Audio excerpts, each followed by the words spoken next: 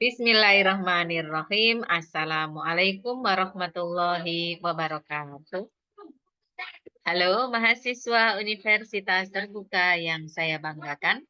Kita berjumpa lagi dalam kegiatan belajar online pada mata kuliah pembelajaran berwawasan kemasyarakatan. Pada sesi 7 ini kita akan belajar tentang pembelajaran kontekstual. Saya akan jelaskan terlebih dahulu tentang sesi diskusi. Ya. Pada bagian diskusi ini Anda diminta untuk memberikan dua jawaban. Yang pertama adalah jelaskan kenapa pendekatan pembelajaran kontekstual dapat meningkatkan keterlibatan siswa pada pembelajaran berwawasan kemasyarakatan. Ya, jadi berikan alasannya.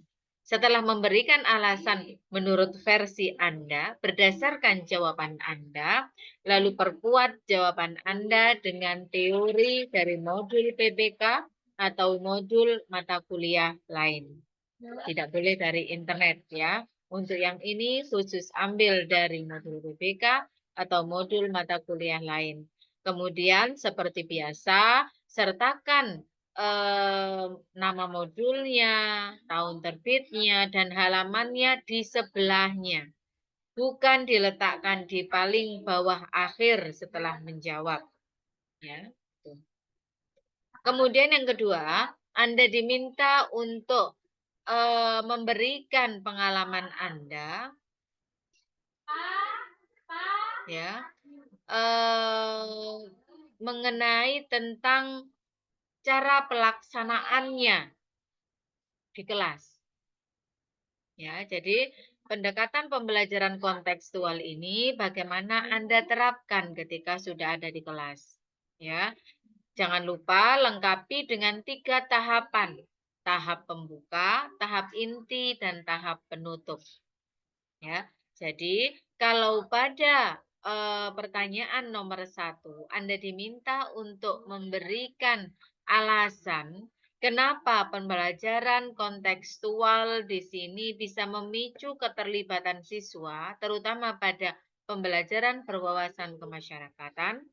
Sedangkan pada poin 2, Anda diminta untuk memberikan contoh pelaksanaan pembelajarannya di kelas Anda sendiri. Ya, dengan menggunakan 3 tahapan, tahap pembuka, tahap inti, dan tahap penutup. Apabila sudah sesuai dengan cara menjawab yang seperti ini, maka saya akan memberikan nilai sempurna yaitu 100. Selanjutnya saya akan menjelaskan tentang pengumpulan tugas 3. Tugas 3 ini adalah tugas terakhir yang harus Anda kumpulkan pada mata kuliah PBK. Ya, saya akan menjelaskan satu persatunya dan harap diperhatikan kemudian untuk nanti Anda sesuaikan dengan laporan. Ya. Pada sesi tugas ini Anda menuliskan laporan yang di dalamnya terdapat 4 bab. Template-nya bisa Anda ambil pada e-learning. Bab pertama tentang pendahuluan, bab kedua pelaksanaan program, bab ketiga temuan dan hasil, dan bab keempat kesimpulan, saran, dan tindak lanjut. Ya, saya akan jelaskan satu persatu apa saja yang harus ada di setiap babnya. Tolong diperhatikan. Pada bab pendahuluan, Anda diminta untuk menjelaskan tentang 2 hal. Yang pertama adalah latar belakang pembimbingan yang Anda lakukan. Jadi data-data lapangan yang berhubungan dengan lokasinya di mana, kemudian alasan Anda untuk mengambil pembimbingan ini itu apa. Nah, ini diletakkan sebagai latar belakang. Kemudian Anda diminta untuk menuliskan tujuan kegiatannya apa. Ya. Selanjutnya, pada bab pelaksanaan program, yang pertama Anda diminta untuk menuliskan tempat dan waktu pelaksanaan, materi pelatihan atau kegiatan, dan ketiga adalah strategi atau deskripsi jalannya kegiatan. Atau pada bab ini Anda bisa melampirkan rencana program yang ada di tugas 1. Ya, jadi rencana program yang sudah Anda kerjakan di tugas 1 bisa diletakkan di bab pelaksanaan program. Yang ketiga adalah bab temuan dan hasil. Jadi yang pertama yang harus ada adalah temuan atau hasil evaluasi prosesnya. Jadi ada 8 kali pertemuan ya, seperti yang ada pada template rencana program ya. Jadi Anda pun menjelaskan selama 8 kali pertemuan itu, tiap pertemuannya harus ada satu, apa temuannya, apa evaluasi prosesnya. Artinya, di sini selain menjelaskan, Anda juga menyertakan foto kegiatan.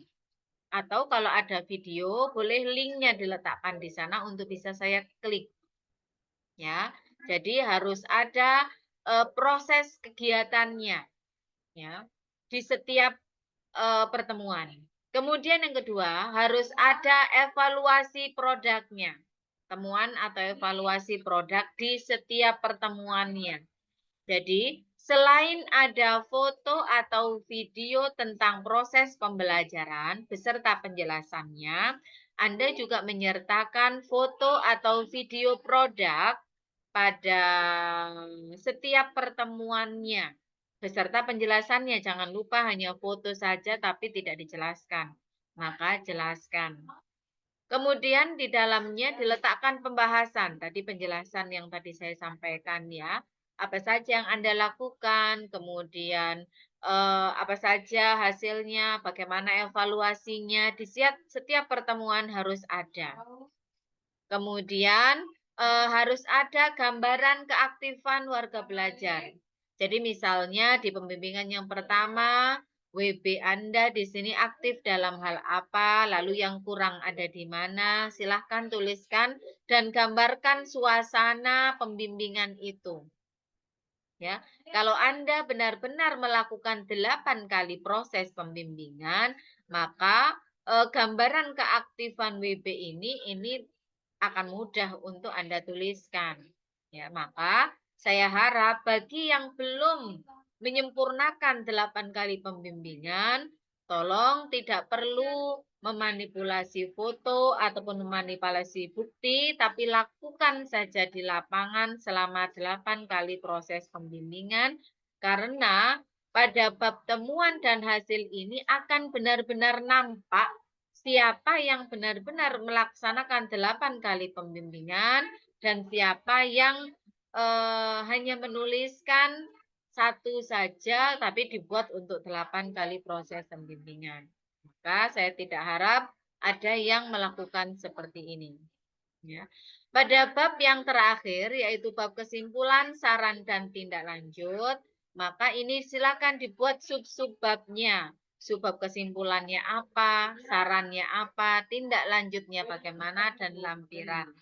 Pada kolom lampiran ini, silahkan diletakkan di dalamnya data WB.